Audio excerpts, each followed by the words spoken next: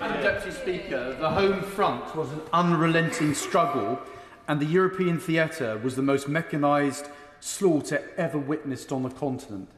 But the brutal fighting of the Japanese was incomparable. Young men would have heard the tales of ferocious fighting on the ground, kamikaze attacks from the air, barbaric treatment of Allied prisoners of war upon victory in battle, and mass suicides forced upon Japanese civilians upon defeat in battle. These harrowing tales did not faze the good old men of East London or Essex, or for that matter, the millions of brave British, Indian and Commonwealth soldiers who volunteered. Over the course of British involvement, loyal subjects of the Crown left their families, friends and native soil, sailing to the Far East to defend their empire. Many of these brave men were from England and many were from Essex.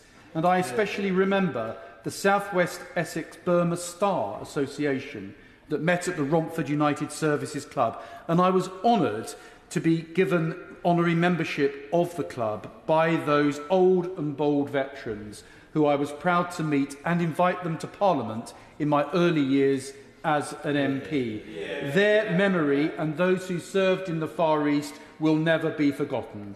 For over 90,000 servicemen, this was only ever destined to be a one journey, hand in hand with our American allies across the pond.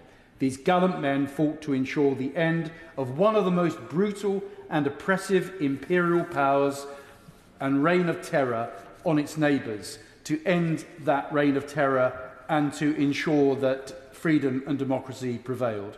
Determined to fight to the bitter end, the Imperial Japanese Army fully intended to force an Allied invasion of the Japanese homeland, which would have led to untold casualties on both sides. That was averted. Often referred to as Forgotten Army, the soldiers of the Pacific Theatre were the very greatest of the greatest generation. Their loyal service and valiant fighting brought victory home and secured us peace that has lasted for decades. These achievements, certainly.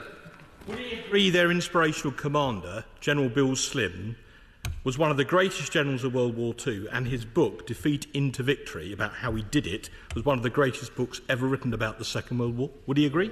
I would certainly agree. General Slim is one of the greatest British heroes, and we salute his honour today as well. And so their loyal service and valiant fighting did bring victory home and secured us peace that has lasted for decades. Victory in the Second World War enabled thriving Commonwealth nations, global economic growth, spread of democracy, of freedom, guarantees of freedoms that we so treasure today here in Britain. These achievements are what our servicemen fought for, and we owe it to their memory to celebrate, preserve and advance them at every opportunity, as they did for King, country and Commonwealth. Yeah.